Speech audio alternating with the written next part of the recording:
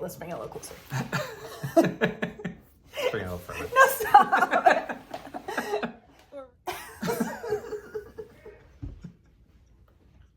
Hey, you want to go to Disney World? Let's do it. Okay, good.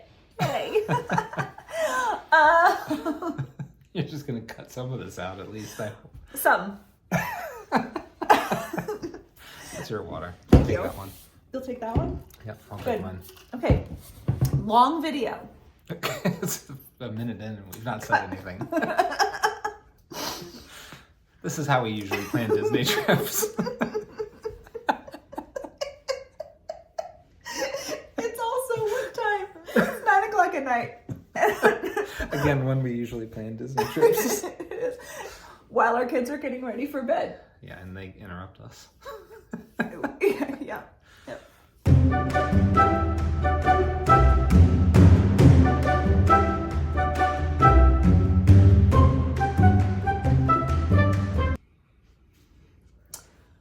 Would you like to go to Disney? Yes, I would.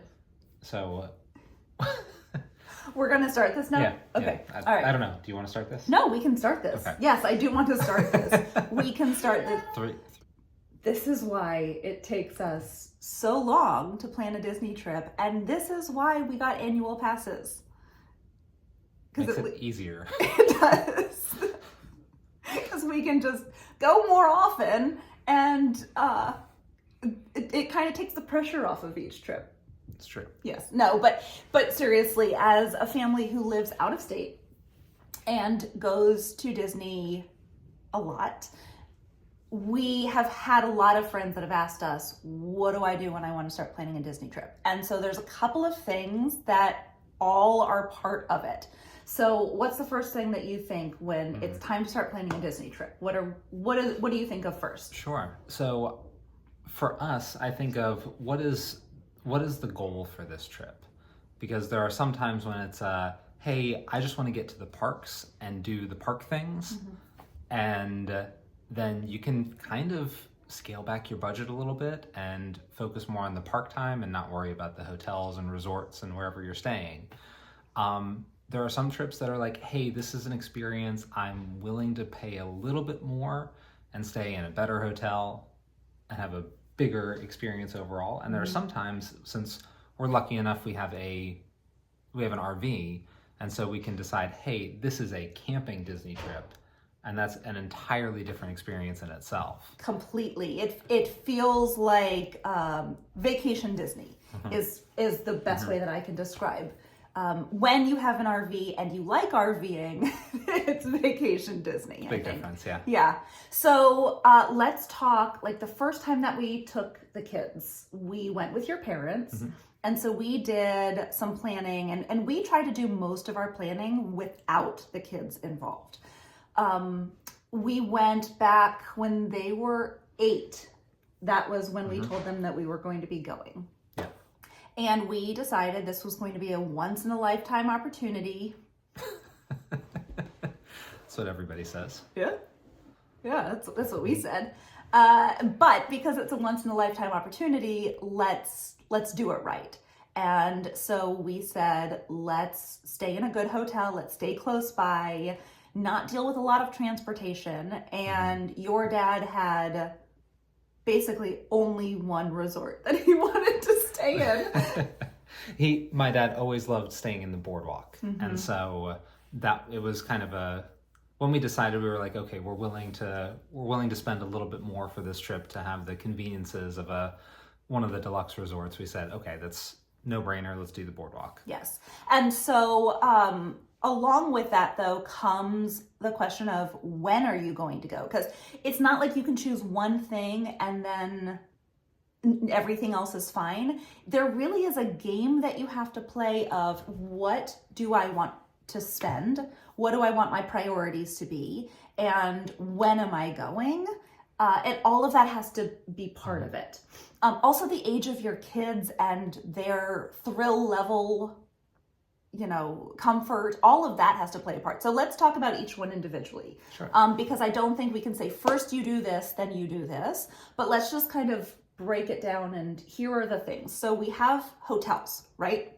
or resorts as Disney calls them. And so that's if you're going to stay on property.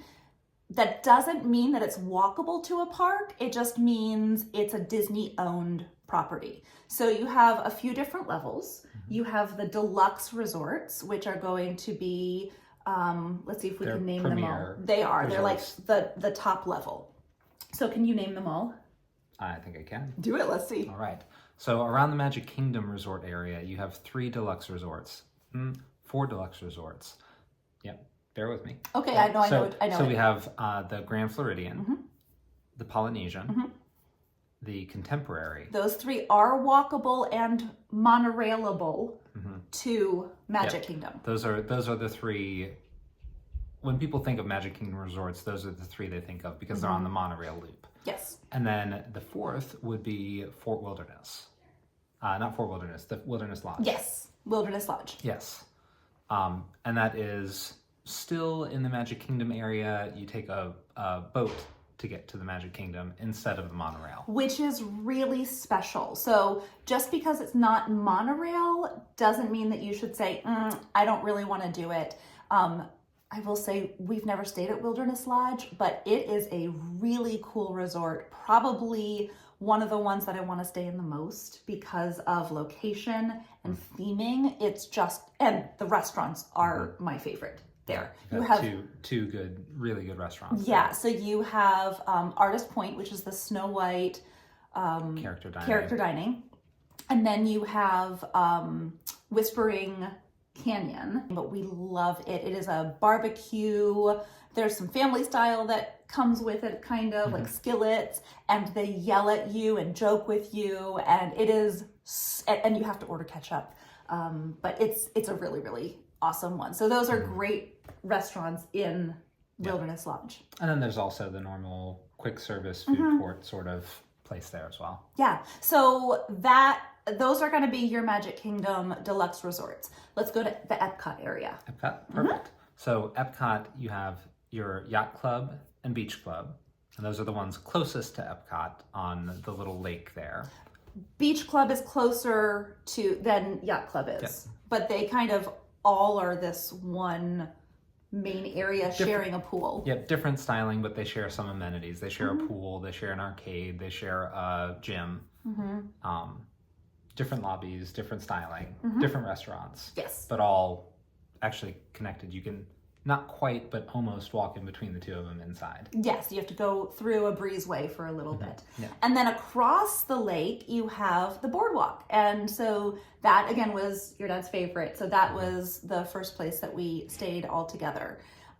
And so that's going to be your Epcot deluxe resorts. Yeah. You also have a couple of bonuses in that area that are not owned by Disney. That is going to be your Swan, your Dolphin, and your Swan Reserve. And those are owned by Marriott. They have some of the benefits of Disney resorts, not all of them. Sometimes it's trickier if you're buying your tickets through Disney and you're not an annual pass holder. Sometimes you get better rates, sometimes you don't. So you have to kind of just look and see what's available. But we've never stayed there, but I've heard restaurants are amazing at those 3, Swan, Dolphin, and Swan Reserve. And I've just heard great things about it. I don't know that it's necessarily fully kid-friendly in the way that the Disney resorts are. I don't think that it's not kid-friendly. I just think that it's more geared for adults. Yeah. It's more Marriott-styled than Disney-styled. Exactly. So how much content can you cut out of this video?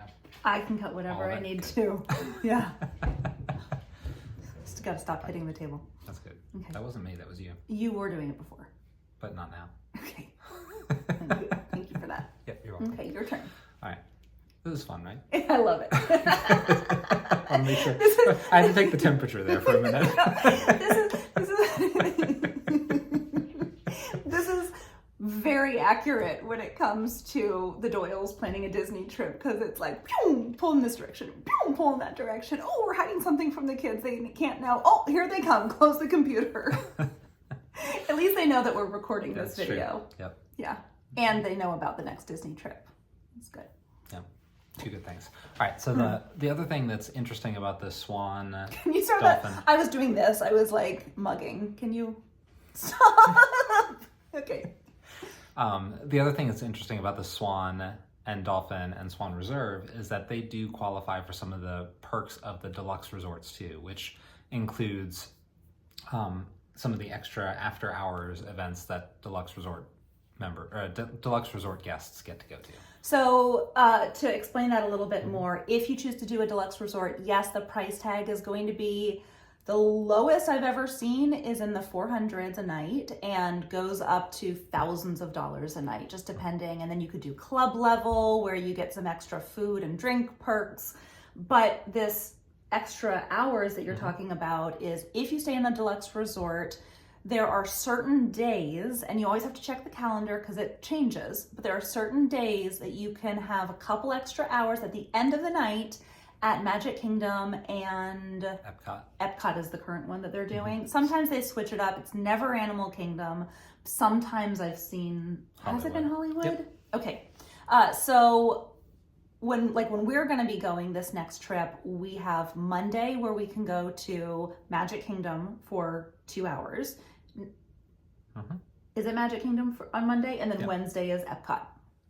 Maybe reverse. Yeah, I think it's reverse. Yeah. But anyway, you can have those extra 2 hours, which doesn't seem like a lot, but when it's only deluxe resorts that are allowed in the park at that time, it's pretty nice. You can get at least a few extra rides or things in. Exactly.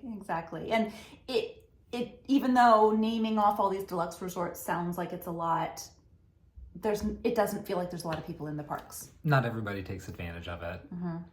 Families with younger kids often don't. We do. We don't have younger kids anymore. That's true. Yes. Okay. What are some other deluxe resorts? Some other deluxe resorts? Yeah, Tim. That's not enough? No. Oh, wait. There's more. There's more. There's one more that I think, I'm not sure if it technically falls in the Epcot resort area or not. The Riviera is a deluxe resort. It's on the Skyliner, and it's one stop away from Epcot on the Skyliner. But I don't think it counts as the Epcot resort area. Now, here's a question, though. The Riviera is technically a DVC resort, so is it actually counted in the deluxe resort category? It is. Oh, okay. Okay. Yeah, they get the same deluxe resort perks. Well, that's true. That's true. And you can book, so some resorts are DVC resorts, but they Disney Vacation Club. That is the timeshare that Disney has. But they will sometimes and very often sell the rooms that aren't booked through DVC for just regular guests to book as well. Because you could go on the website now and book a Riviera room. And so you can do that through Disney, or you can be a DVC member, or you can also rent points on certain websites. Like find a legitimate one, but you can do that as well. We've never done that. It comes with some pluses and minuses. It's something we'll look at some point, I think. Yeah, again, we've not done it, so I can't speak too intelligently about it, but the thing that always held us back is that once you book it, you can't back out. You can't change the dates. Like, you're kind of locked in. And even though we've never changed the dates once we've fully, I can't say that. We have definitely changed dates once we've fully booked. But sometimes our travel plans are in flux. Exactly. So. There are a couple of other deluxe resorts, or at least one, Animal Kingdom Lodge. That is a deluxe resort where you can actually stay in a savannah room where you can watch the animals from your balcony, which is pretty cool. Yep. Any other deluxe resorts? I think that's them. I think that's it. And then you have the next category down, which is moderate. We don't need to name all the moderate ones, but there are examples. Caribbean Beach, Coronado Springs, Key West, Old Key West, Port Orleans, French Quarter, and Riverside. Yep. So, and these are a step down in some of the amenities that you get in the deluxe resorts. They're usually a little bit further away from the parks. Transportation is a little bit, I don't want to say it's harder, but it's usually a longer bus ride or a longer Skyliner ride. Oh, the because parks. Caribbean Beach, you're going to have Skyliner. And I will say, we've stayed in Caribbean Beach without the kids, and that was before the Skyliner. And it was a mess. And where we were put would have been such a long walk to the Skyliner. So we've never gone back and stayed with the kids, even though I would love to do the pool and love to do the restaurants. Just never had an appeal for me because of how hard it would be to get transportation. So that's why we've never done Caribbean Beach. Coronado looks amazing, but again, it's a long walk to get to probably where your room's gonna be, so that kind of never interested me. Yeah. My favorite one is actually not in this moderate category. You know my favorite one? Besides Fort Wilderness. Are you going to talk about Pop Century? I gotta talk about Pop Century. Yes, I love Pop Century. It is going to be a value resort, and boy is it a value because it's on the Skyliner. It shares the Skyliner stop with Art of Animation. Art of Animation. I was gonna call it Animator's Palace. Close. I mean, I knew what you meant. thank you. I think that it should be renamed. I'm gonna start a petition. Okay, but it shares a stop, so the line can get kind of long in the morning and takes a while to get back at night, but you're still on the Skyliner. And so you can get to Epcot and you can get to Hollywood really easily. And you get to stay in fair-sized rooms. The bathroom is awesome because you have a separate space for sleeping, for getting ready, and then the shower and the toilet is in an entirely separate room. I think that the storage solutions at Pop Century are spectacular. I know that they're upgrading a lot of other resorts that are going to have similar features, but it's spectacular. And you're looking at, we've gotten rooms there. What's the cheapest we've gotten? 130 to 150 a night. Right. And then sometimes during crowded times, you might be looking at 210 for a room. 250. I mean, yeah, it could go up to 250, but still that's a great price for what you're getting there. Yep. And the food court's awesome. Yeah, Yes. very convenient. Yeah, so that's a good one. Other value resorts would be the All-Star Movies, All-Star Sports, All-Star Music. We've stayed in All-Star Movies. We were looking at sports once because the price was amazing for that weekend, but it's 2 double beds instead of 2 queens. And we don't fit well sharing a double bed, but we fit fine sharing a queen. So just keep that in mind. Look at the bed situation. If you are a family of 4, you're going to get the 2-bed situation, and you're not going to get the ones that sleep 5 people. You're just not going to get that. And none of the value. No. Some of the moderate. No, they're not going to place you in a 5-person room. Yep. Like when we go to Beach Club this upcoming time, we're a family of 4, and even though they have a fifth person room, unless it's there's no one there, we won't get that room. Got it. It's very, very unlikely. Okay. Cool. Yes. So we've talked about hotels. Yes. We've talked about, first we've talked about what are your priorities for the trip. You're shaking the I camera. did. Yep, I was pounding on the table. Emphasizing my What are point. your priorities? What are your priorities, Tim? Shaking the camera. No, stop. That was you. That was me. Sorry. Okay, got it. So we talked about figuring out what your priorities are. Are you looking to kind of experience the parks? Where does it make the best sense to spend your money? We talked about hotels. The next thing I think to talk about is restaurants and dining. Well, wait, hold on. We did talk about that kind of stuff, but when it comes to picking your hotel, yes, you have to pick what kind of level you want and the features you want, but where do you want to go the most? Because if you are a family with young kids, you probably want to be around Magic Kingdom more than the others. Because yes, they will love a lot of the things in the other parks, but Magic Kingdom's where it's at when you have little ones. And so you probably want to be at one that's easy to get to from there. So keep that in mind as you're starting to think resorts, not just what your budget is in room type, but also, or I guess resort type. Yep. But where do you want to go? Where do you want to go, and what is the transportation to where you want to go? Yeah, and I will say I was really hesitant about buses until we rode the buses, and they're really good. And the trickiest time you're going to get is first thing in the morning when everyone's trying to rope drop, and at night when everyone's trying to get back after fireworks. So if you just plan around that, then you're good. Mm-hmm. Okay. All right, so now what were you going to talk about Now, next? so we talked about where you want to stay. Mm-hmm. We talked about what your priorities were. Yes. And where you want to focus. Next, I think, is restaurants. And what you want to eat. So at Disney, there are all sorts of levels of dining. There are expensive, sit down, take your time character meals. There are, kind of quick service meals like getting a hot dog or something while you're while you're walking around the park. And then there's everything in between. So there are different levels of that sit down versus on the go versus long character meals. And figuring out what you want to do and what your family needs or what your group party needs is kind of one of the next things.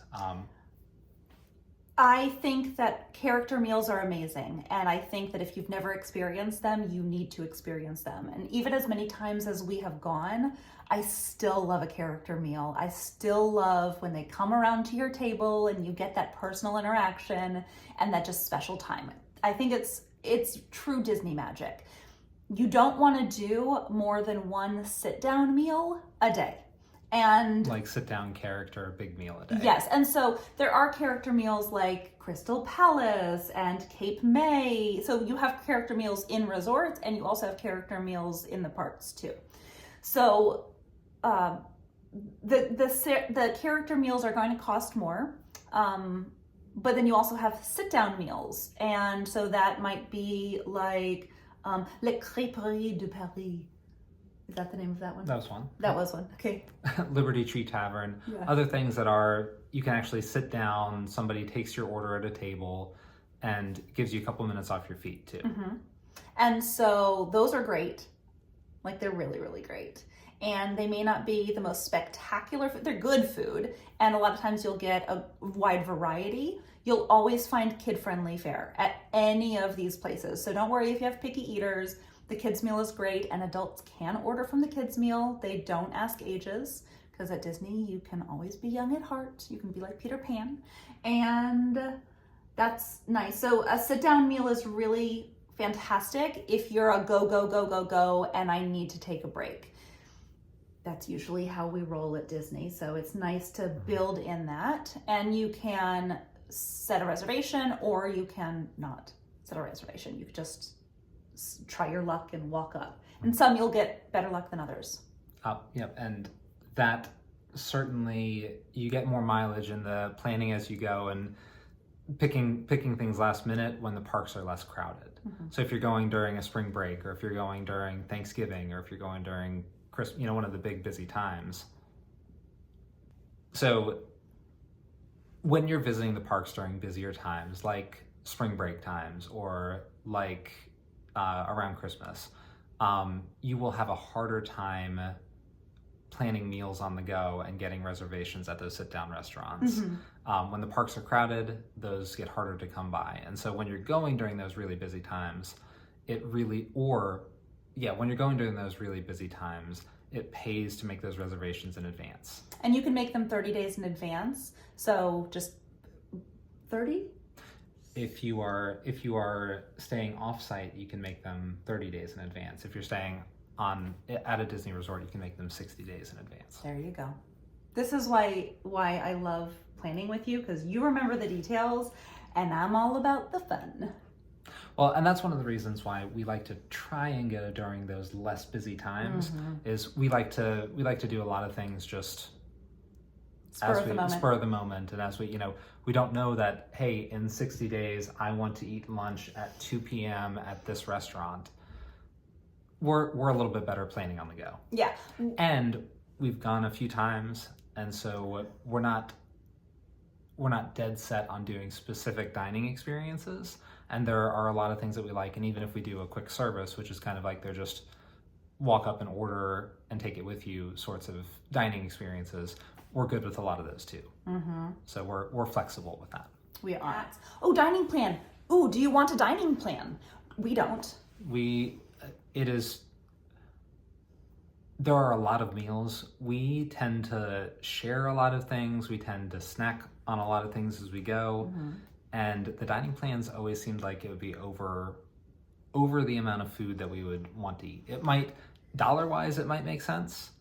But we also, again, we like to plan as we go. We don't like to be locked into things. And I think that's where what it comes down to. When you have a dining plan, you have a set number of meals, snacks, drinks, I think. I don't know. Like it's just, it's too much for me. I just need a little bit more freedom. That's the word. Yeah. But that's a good way for people to manage their budget if they want to, because dining can be a very like up and down cost, and you can really blow your budget on that. So if that is something that is important to you to kind of fix your costs a little bit more, dining plans are a great option. Because then you know what you're going to be spending, you know you're going to get snacks, you know you're going to get certain sit-down meals, and then you just have to plan what those are going to be. Yeah. Okay. But we can't speak too much about how that works because we don't do it. Yeah. We just like snacking so much, especially at Epcot. Yeah. Around the world. There we go. So we've talked about hotels. We've talked about eating. Another thing to talk about is park tickets. Yes. How many days are you going to go to the park? What is your duration? That's a great question. What is our duration, Tim? For which trip? All of them. It's all the days. So we've done short trips. We've done 2 or 3 days at a time. We've done one day. We've done one day. Yeah, we've done day trips to Disney. Yeah. Which that's exhausting. That's a whole story about doing that when you're out of state, but that's different. It's not for this video. I don't know. I mean, you can do it if you're gonna go to Florida and you only have time for one day at Disney, like we did. Was it like 8 years ago?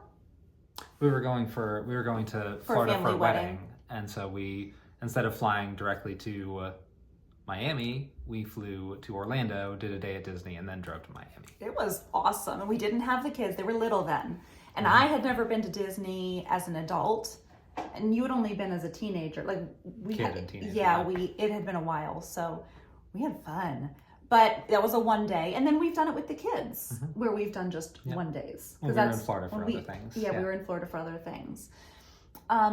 We never traveled just from Virginia for 1 day. No. That feels excessive. Yeah. Well, because we drive. That'd be a lot of driving. A lot of driving, yeah. Well, now that we have a minivan, it might be. That's still a lot of driving. It's a lot of driving. It's true. But so, are you looking to do a short trip, or a 4 or 5 day trip, or do you have time to be there for longer?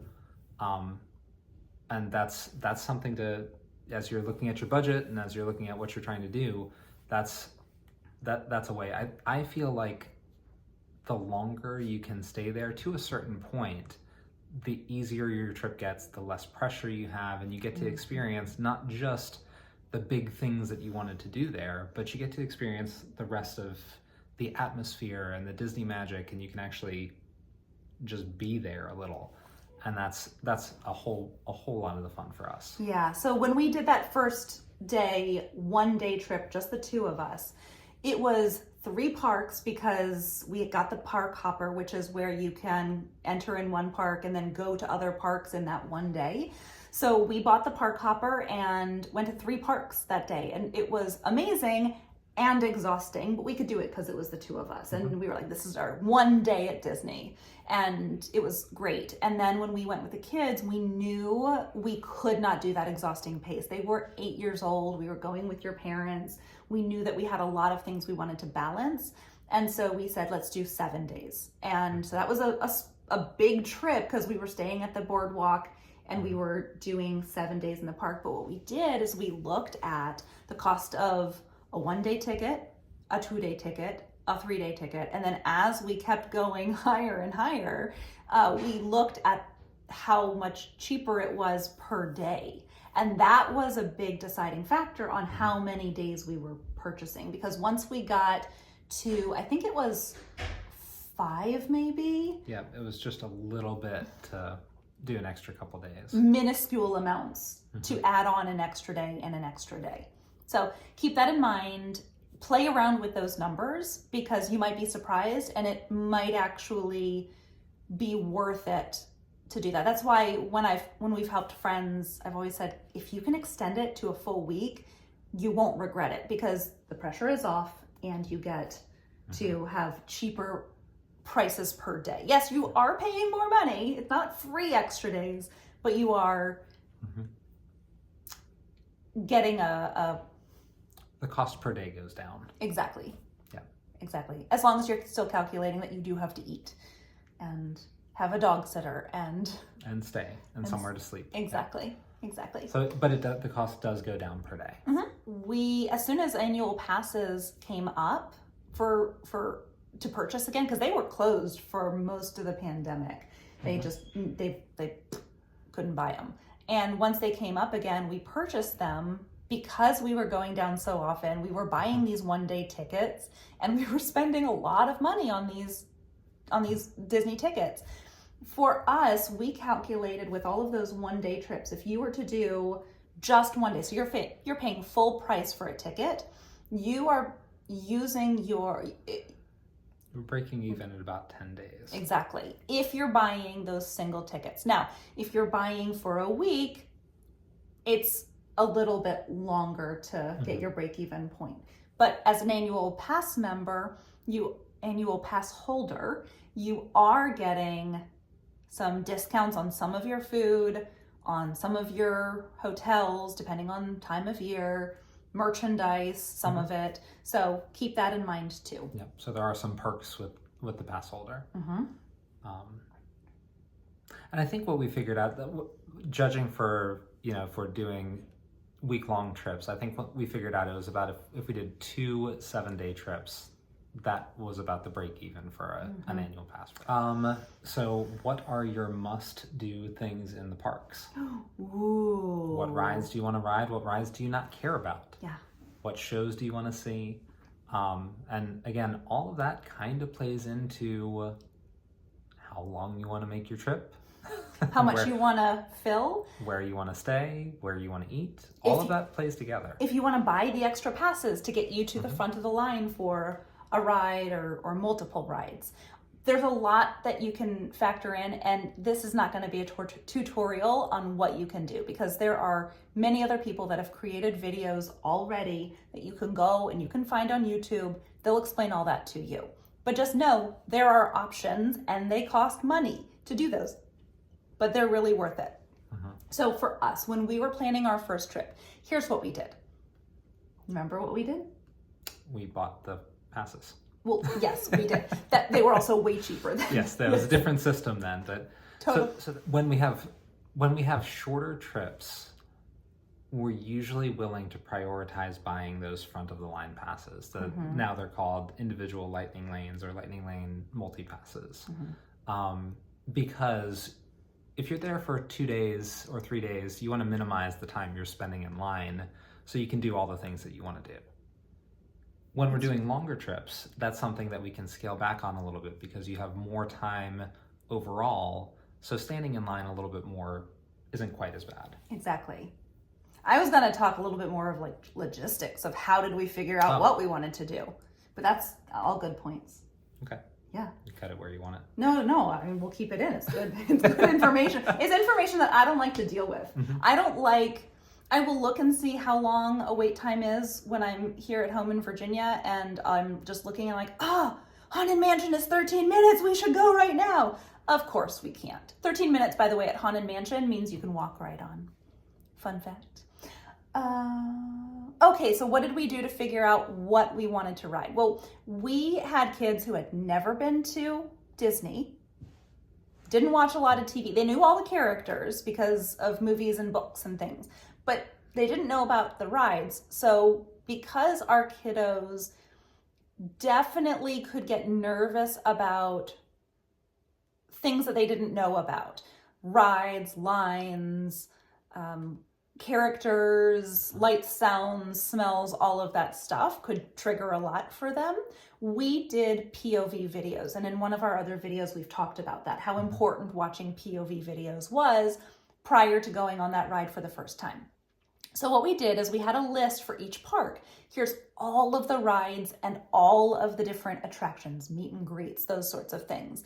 And every person in our party, there were 6 of us, because your parents were part of it too. For each park, we each picked one thing that's a must-do item. And from there, we had 6 things that we could do.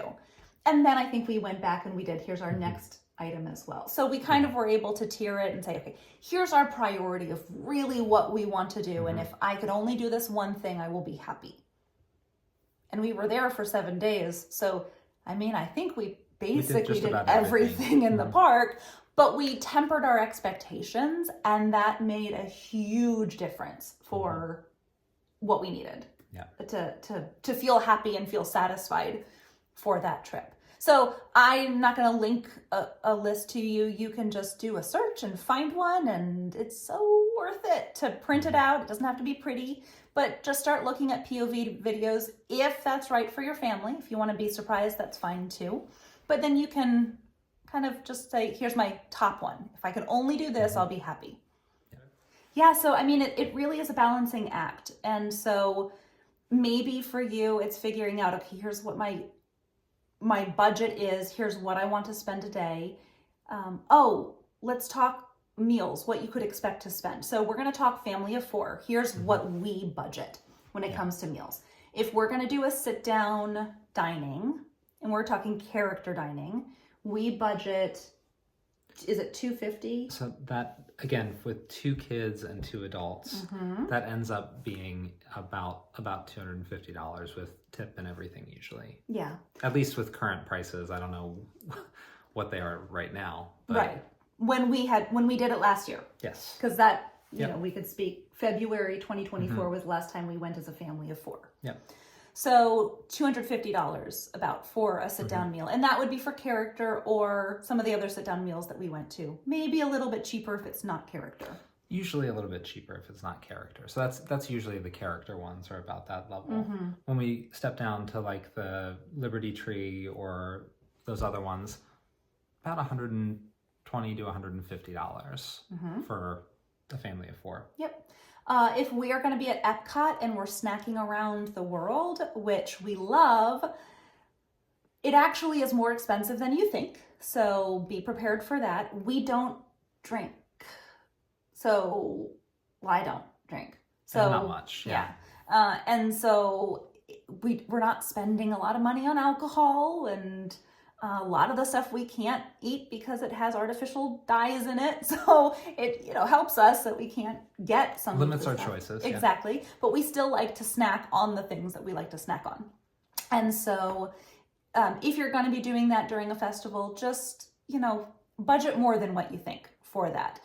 You could be spending $5 for a plate, and these are like little tiny tester plates, $5 up to $15 for any of those items. And sometimes you can share them, and sometimes if you're going to share them, you're only getting a nibble. So keep it in mind.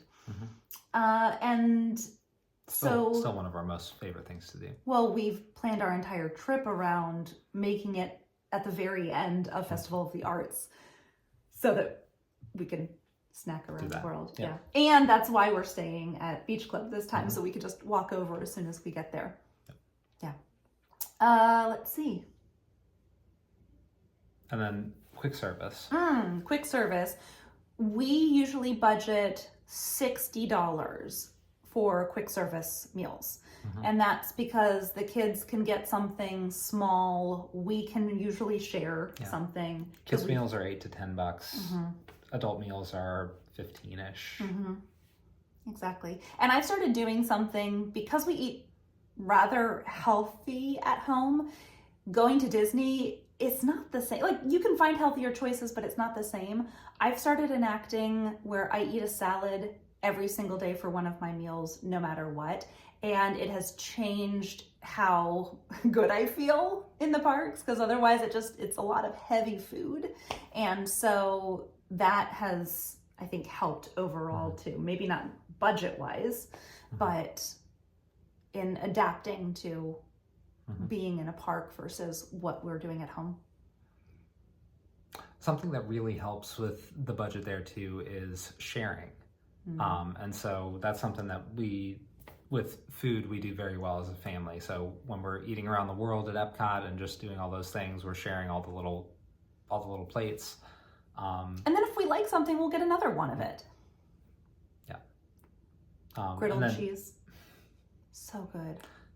And then with breakfasts, so again, staying at Pop Century or any of the places with the food courts, the breakfast meals, if you get the breakfast meal that has some Mickey waffles and bacon and eggs and the tater tots, that's way too much for any of us to eat in the morning. So we can get one or two of those and share that for the whole family. There have been days that we've gotten just one for the entire family, and we've all been full.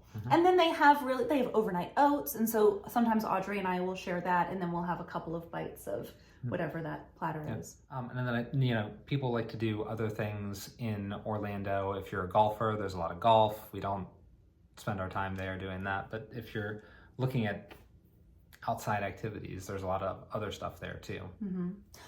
We only talked Disney resorts. We didn't talk some of the other options. So if you want to be off-site, you can. Just know that if you're staying in an Airbnb, if you're staying at an off-site hotel that's off of Disney property, you are going to have to probably drive to get into the parks. And that means you're also going to be paying for parking. So keep that in mind. But you might save a lot of money by renting a house off-site. You're also going to deal with traffic. Keep that in mind as well. One of the benefits, and even why we like when we stay at Fort Wilderness, we'll drive, but we're already in the Disney bubble. And so it's not the same traffic as if we were outside the Disney bubble driving in. That 40 traffic. It's a lot. It's a lot. I think it's 4, but... 4? Yeah. I-4. I-4. Yep. Feels like 40 hours. You drive 40 miles an hour. A little slower. Sometimes, yeah. Yes. It's 10 o'clock. I think I'm tired. Yeah, I think so. I think we did it. What else? You're going to come up with something else good. No pressure. Well, so we talked about the deluxe, value, and moderate. We barely touched on the campground, but that's our favorite. Can we not talk about it? Because I don't want anyone else to know about it, and I only want us to be able to get there from now on. It's awful. Sure. Fort Wilderness, it's the worst, and you should not go there. You should not reserve a meadow campsite. You shouldn't go to there around Halloween or Christmas or any holiday. You shouldn't do it. It's the worst. No fun. It's the worst. You shouldn't watch the fireworks from the beach where they pipe the music in and you can see the Magic Kingdom fireworks. You shouldn't do the water parade, the water light parade. What is that called? Yeah, it's 10 o'clock at night. Yeah. You shouldn't do it. You shouldn't rent a golf cart. No. And drive all around. And just, that is what you do most of the day, is drive around. You should not do that. It's not fun. You shouldn't do the Hoop-Dee-Doo review. You should not do the Hoop-Dee-Doo review. You should not do the scavenger hunts that are all around and people hide fun stuff for you to find. You should not do that.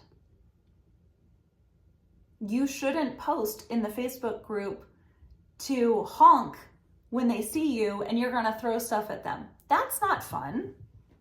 To randomly pixie dust people with presents, that's not fun.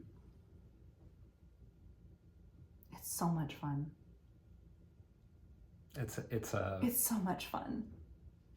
It's a much different pace Disney trip. It is. We spend most of the day at the campground cruising around in the golf cart and a little bit of time at the parks. And it's the best. I mean, we not only do we love the experience of being at Fort Wilderness, but we're sleeping in our own beds because it's our camper. So we sleep really, really well and we don't have to unpack, and our compartments are all perfect. Like, we know where all the Disney stuff goes in the compartments. It's nice. Sometimes you get struck by lightning. Only once. Please, Tim, only once. You gotta watch our video. We posted about it.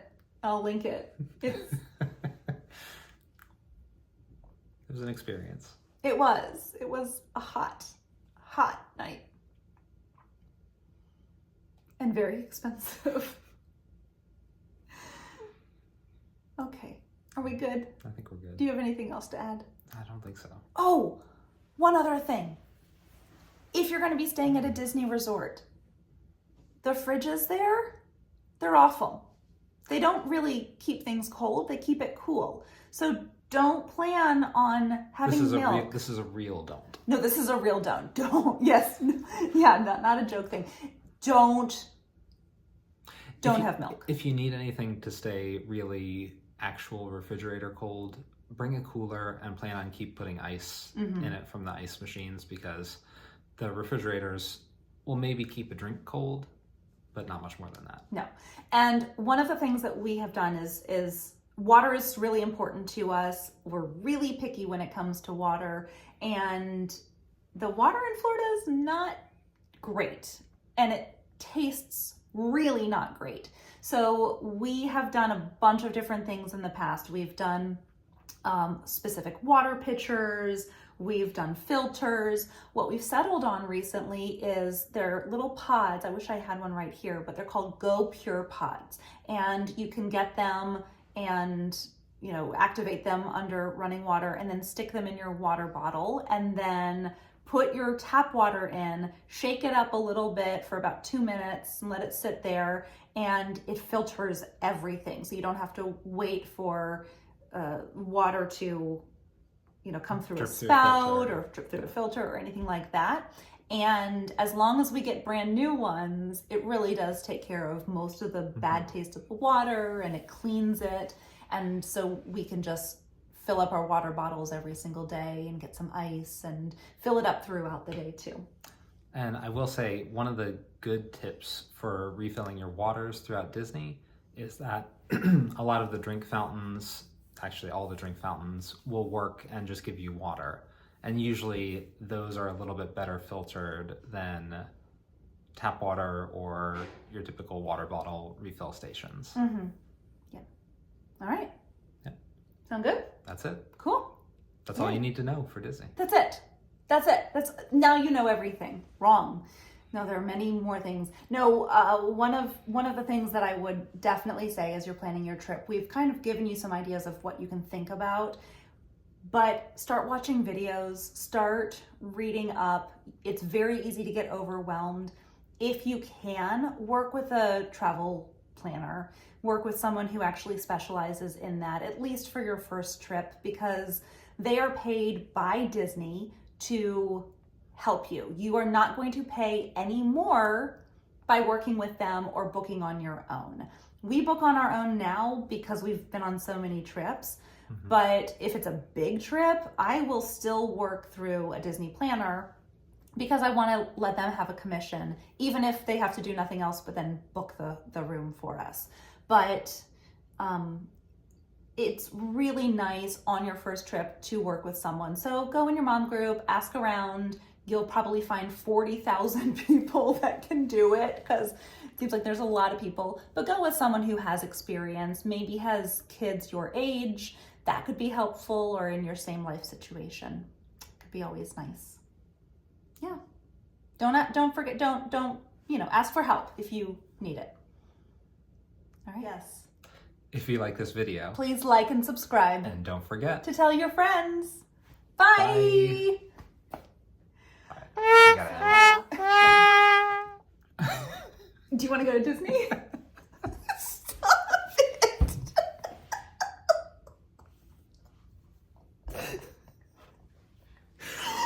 I have good hair today. I want to do this video. Oh.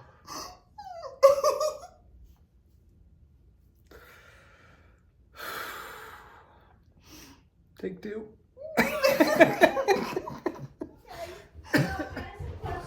We're recording. Okay, great. Thank you. Yeah. All right, so are there any other deluxe resorts? There are. Well, so one more thing about those Oh, three okay. is they also qualify for some of the deluxe resort perks, Hold on. like the extra. We got some ice going on. Look, there she is. Hi, Gigi. Oh, hold up. Hi. Okay. I was just focusing on your face. Thank you. No, don't That's very move. polite. No. It's good. It's good. I want people to see your face. So that is something that when we have short. Don't bang the table. Do you remember what mine was for Hollywood Studios? Was it Tower of Terror? It was not. What was it? It was Muppets 3D.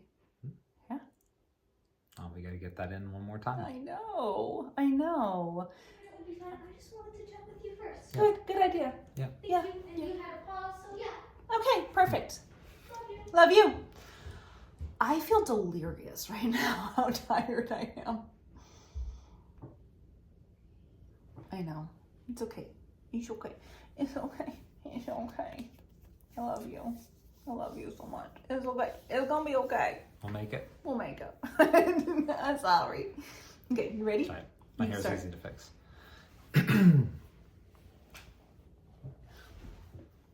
Yeah. If you like this video, Please like and subscribe. and don't forget. To tell your friends. I have to do it not like that. Hold on. You're a little character-y right now. I am. Hold on. Do I look like a koala?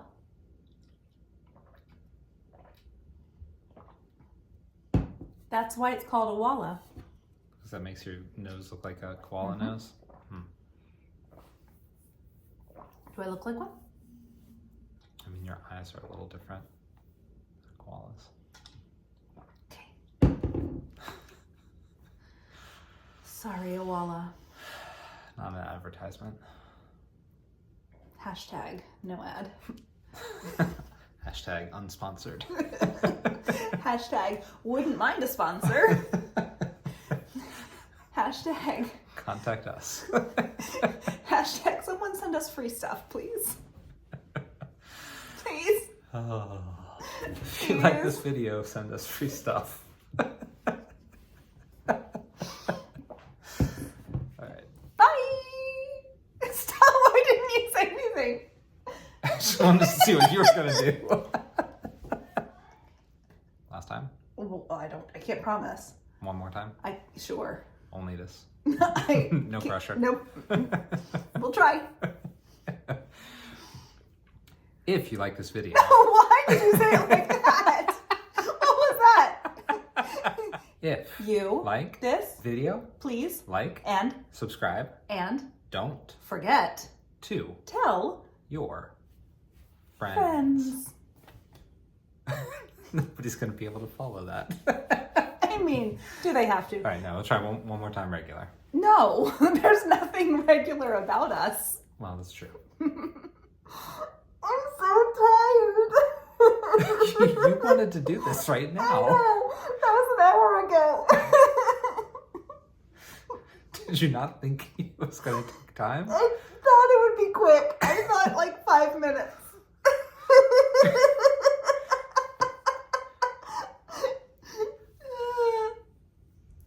You're a time optimist. An unrealistic time optimist. I know, and it's just who I am. At least you know it. Not that you do anything that's better. Hold